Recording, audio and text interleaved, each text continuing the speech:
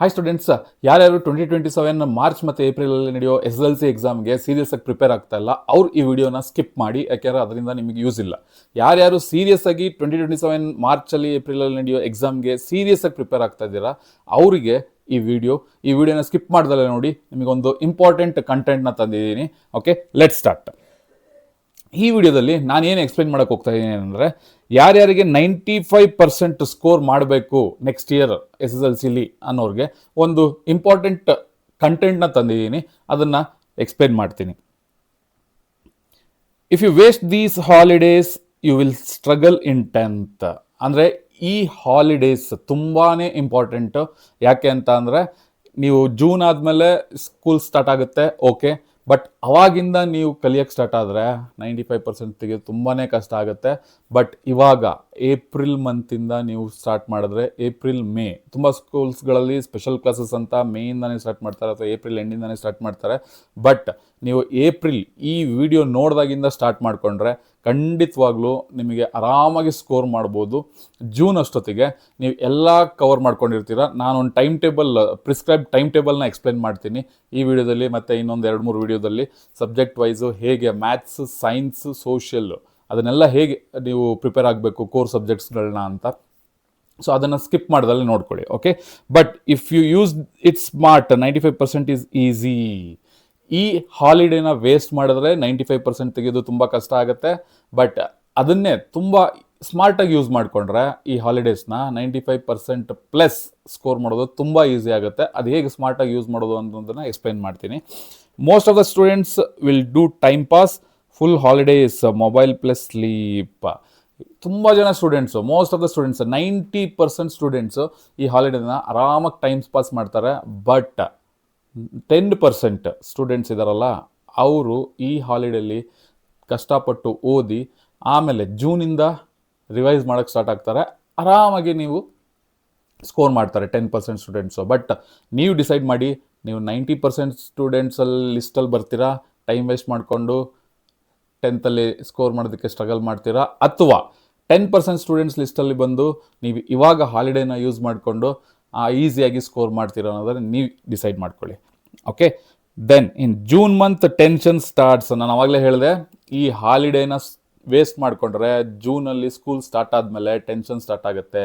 ಯಾಕೆಂದರೆ ಏನು ಬೇಸಿಕ್ಸ್ ಗೊತ್ತಿರಲ್ಲ, ಕನ್ಫ್ಯೂಷನ್ ಸ್ಟಾರ್ಟ್ ಆಗುತ್ತೆ, ಫುಲ್ ಸ್ಟ್ರೆಸ್ ಆಗುತ್ತೆ, ನಿಮ್ಮ ಮೇಲೆ ನೀವೇ ಪ್ರೆಷರ್ ಹಾಕೊತೀರಾ. ಸೊ ಅದೆಲ್ಲ ಬೇಡ ಅಂದರೆ ಈ ಹಾಲಿಡೇನ ಹೆಂಗೆ ಯೂಸ್ ಮಾಡ್ಕೋಬೇಕು ಅನ್ನೋದನ್ನು ಹೇಳ್ಕೊಡ್ತೀನಿ, ಕೇಳಿ.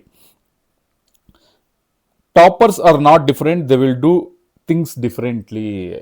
ಟಾಪರ್ಸ್ ಬರೋವ್ರಿಗೂ 2 ಕಣ್ಣು, 2 ಕೈ, 2 ಕಾಲು ಇಷ್ಟೇ ಇರುತ್ತೆ, ಎಲ್ಲ ನಾರ್ಮಲ್ ಆಗಿ. ಫೇಲ್ ಆದವ್ರಿಗೂ ಅಷ್ಟೇ.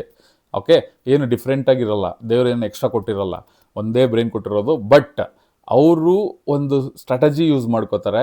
ಈಗ ಹಾಲಿಡೇಸಲ್ಲಿ ಏನಿರುತ್ತೆ, ಏಪ್ರಿಲ್ ಮತ್ತು ಮೇ ಅಲ್ಲಿ ಅವರು ಬೇಸಿಕ್ಸ್ನ ಕ್ಲಿಯರ್ ಮಾಡ್ಕೋತಾರೆ. ಅದಾದಮೇಲೆ ಜೂನಿಂದ ಆರಾಮಾಗಿ ಕಾನ್ಸೆಪ್ಟ್ಸ್ನ ಓದೋಕ್ಕೆ ಸ್ಟಾರ್ಟ್ ಮಾಡ್ಕೋತಾರೆ. ಈಗ ಬೇಸಿಕ್ಸ್ ಕ್ಲಿಯರ್ ಮಾಡಿಕೊಂಡ್ರೆ ನಿಮಗೆ ಯೂಸ್ ಆಗುತ್ತೆ.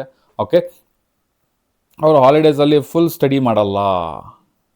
ಇದನ್ನು ಕನ್ನಡನ ಇಂಗ್ಲೀಷಲ್ಲಿ ಹಾಕಿದ್ದೀನಿ, ಯಾಕೆಂದರೆ ನೀವು ಮೆಸೇಜ್ ಮಾಡೋದು ಕೂಡ ಕನ್ನಡನ ಇಂಗ್ಲೀಷಲ್ಲೇ ಟೈಪ್ ಮಾಡಿ ಮೆಸೇಜ್ ಮಾಡ್ತೀರಾ ಫ್ರೆಂಡ್ಸಿಗೆ, ಫ್ಯಾಮಿಲಿ ಮೆಂಬರ್ಸಿಗೆ.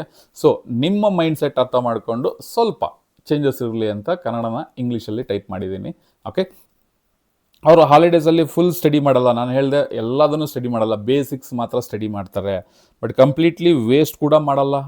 ಹಾಲಿಡೇಯಲ್ಲಿ ಫುಲ್ ಸ್ಟಡಿ ಕೂಡ ಮಾಡಲ್ಲ, ಓದೋದಿಲ್ಲ, ಬಟ್ ಕಂಪ್ಲೀಟ್ ವೇಸ್ಟ್ ಕೂಡ ಮಾಡೋದಿಲ್ಲ. ಅದು ಹೆಂಗೆ? They do smart start. ನಾನು ಹೇಳಿದೆ, ಬೇಸಿಕ್ಸ್ನ ಕ್ಲಿಯರ್ ಮಾಡ್ಕೋತಾರೆ ಅವರು. ಅದನ್ನು ಅರ್ಥ ಮಾಡ್ಕೊಳ್ಳಿ. ಬೇಸಿಕ್ಸ್ನ ಕ್ಲಿಯರ್ ಮಾಡ್ಕೊಬೇಕು ಈ ರಜದಲ್ಲಿ. ಆ ರಜನ ಆ ಥರ ಸಿಸ್ಟಮ್ಯಾಟಿಕ್ಕಾಗಿ ಸ್ಮಾರ್ಟಾಗಿ ಯುಟಿಲೈಸ್ ಮಾಡ್ಕೋಬೇಕು. Okay, exact holiday plan, core ಸಬ್ಜೆಕ್ಟ್ಸ್ದು ಎಕ್ಸಾಕ್ಟ್ ಹಾಲಿಡೇ ಪ್ಲ್ಯಾನ್ ಹೆಂಗಿರುತ್ತೆ? ಫೇಸ್ 1 ಫಸ್ಟ್ 10 ಡೇಸಲ್ಲಿ ಆರಾಮಾಗಿ ರಿಲ್ಯಾಕ್ಸ್ ಮಾಡಿ ಲೈಟ್ ಸ್ಟಾರ್ಟ್. ಅಂದರೆ ತುಂಬ ಕಷ್ಟಪಟ್ಟು ಓದೋ ಅವಶ್ಯಕತೆ ಇಲ್ಲ. ಈ ಹಾಲಿಡೇಸಲ್ಲಿ 1 ಅವರ್ ಸ್ಪೆಂಡ್ ಮಾಡಿದ್ರೆ ಸಾಕು. ಅದನ್ನು ಸ್ಮಾರ್ಟ್ ಸ್ಟಡಿ ಟೆಕ್ನಿಕ್ ಅಂತ ಅಂತೀವಿ. 30 to 60 minutes ಸ್ಟಡಿ.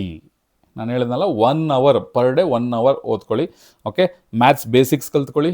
ಅದಾದಮೇಲೆ ಸೈನ್ಸ್ ಸಿಂಪಲ್ ಕಾನ್ಸೆಪ್ಟ್ಸ್, ಅದು ಹೇಗೆ ಯಾವ ಚಾಪ್ಟರ್ ಸ್ಟಾರ್ಟ್ ಮಾಡ್ಕೊಬೇಕು, ಹೆಂಗೆ ಓದಬೇಕು, ಅದನ್ನು ನೆಕ್ಸ್ಟ್ ವಿಡಿಯೋದಲ್ಲಿ ಎಕ್ಸ್ಪ್ಲೇನ್ ಮಾಡ್ತೀನಿ. ಇದರಲ್ಲಿ ಸ್ವಲ್ಪ ಬೇಸಿಕ್ಸ್ ಹೇಳ್ತಾ ಇದ್ದೀನಿ ಅಷ್ಟೇ. ದೆನ್ ಫೇಸ್ 2 ಅಲ್ಲಿ 10 ಡೇಸ್ ಅಂತ ತಗೊಳ್ಳಿ. ಅದರಲ್ಲಿ first chapter each subject maths science ಸೋಷಿಯಲಲ್ಲಿ first chapter understand only no mugging, ಅರ್ಥ ಮಾಡ್ಕೊಂಡು ಓದಬೇಕು. ನಿಮಗೆ ಇವಾಗ ಸ್ಟ್ರೆಸ್ ಇರಲ್ಲ. ಸ್ಕೂಲ್ ಸ್ಟಾರ್ಟ್ ಆದಮೇಲೆ ಜೂನ್ ಆದಮೇಲೆ ನಿಮಗೆ ಟೆಸ್ಟ್ಗಳು, ಹೋಮ್ವರ್ಕ್ಗಳು ಸಿಕ್ಕಾಬಟ್ಟೆ ಇರುತ್ತೆ, ಓದೋದಕ್ಕೆ ಟೈಮ್ ಆಗಲ್ಲ, ಸ್ಟ್ರೆಸ್ ಆಗಿಬಿಡುತ್ತೆ. ಈಗ ಆರಾಮಾಗಿ per day 1 hour time spend ಮಾಡಿ, ಓಕೆ, ಆವಾಗ ಓದೋದಕ್ಕೆ ತಲೆಯಲ್ಲಿ ಕ್ಲೀನಾಗಿ ಕೂತ್ಕೊಳ್ಳುತ್ತೆ. ಆರಾಮಾಗಿ ಓದ್ಕೊಳ್ಳಿ. ಯಾವುದೇ ಕಾನ್ಸೆಪ್ಟ ಓದಿದ್ರು ಕೂಡ ಅದನ್ನು ಅರ್ಥ ಮಾಡ್ಕೊಂಡು ಓದ್ಕೊಳ್ಳಿ. ಮಗಪ್ ಬೇಡ, ಅಂದರೆ ಬಾಯ್ಹಟ್ ಬೇಡ. Okay, concept clear equals half marks secured. ಅಂದರೆ ಕಾನ್ಸೆಪ್ಟ್ ಅರ್ಥ ಮಾಡ್ಕೊಂಡು ಓದಿದ್ರೆ ನಿಮಗೆ ಅರ್ಧ ಮಾರ್ಕ್ಸ್ ಬಂದಂಗೆ, 100ಅಲ್ಲಿ 50 ಮಾರ್ಕ್ಸ್ ಬಂದಂಗೆ ನಿಮಗೆ. ಓಕೆನಾ? Concepts clear equals half marks secured. Phase 3 check ಮಾಡೋಣ.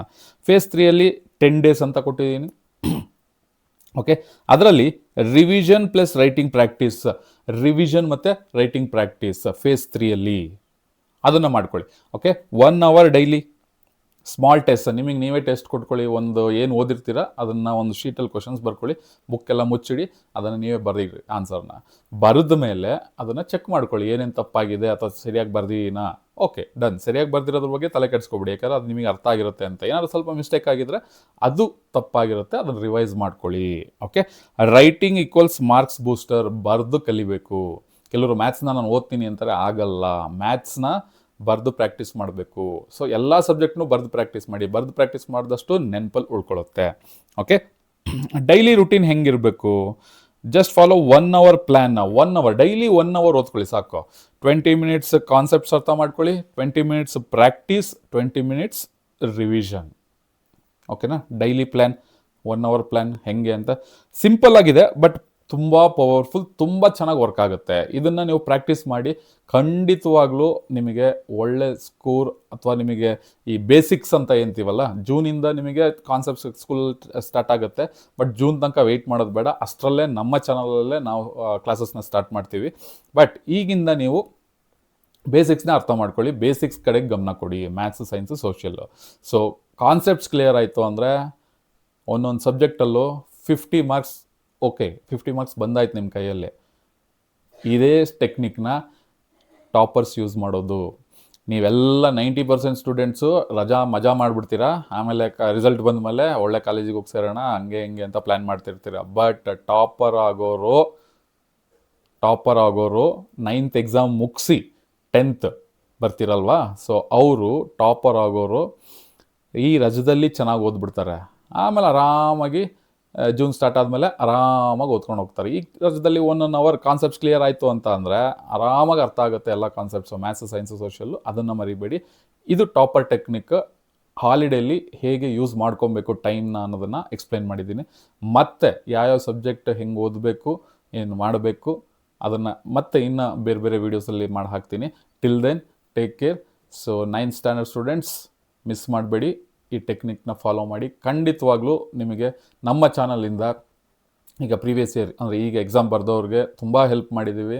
ಸೊ ಅದೇ ಥರ ಇನ್ನೂ ಒಳ್ಳೊಳ್ಳೆ ಕಂಟೆಂಟ್ ನಿಮಗೆ ಹೆಲ್ಪ್ ಮಾಡಿ 2027 SSLC ಎಕ್ಸಾಮ್ಗೆ ಈಸಿ ಆಗೋ ಥರ, ಒಳ್ಳೆ ಸ್ಕೋರ್ ಮಾಡೋ ಥರ ನಮ್ಮ ಚಾನಲಲ್ಲಿ ನಾವು ಮಾಡ್ತೀವಿ. ಸೊ ನಮ್ಮ ಚಾನಲ್ನ ಇನ್ನೂ ಸಬ್ಸ್ಕ್ರೈಬ್ ಮಾಡಿಲ್ಲ ಅಂದರೆ ಸಬ್ಸ್ಕ್ರೈಬ್ ಮಾಡ್ಕೊಳ್ಳಿ, ಫಾಲೋ ಮಾಡಿ, ಶೇರ್ ಮಾಡಿ. ಸೊ ನಿಮ್ಮ ಥರ ಸ್ಟೂಡೆಂಟ್ಸ್ ಈಗ 9th ಪಾಸಾಗಿ 10th ಬರ್ತಾ ಇರೋ ಸ್ಟೂಡೆಂಟ್ಸಿಗೆ ಹೆಲ್ಪ್ ಆಗಲಿ.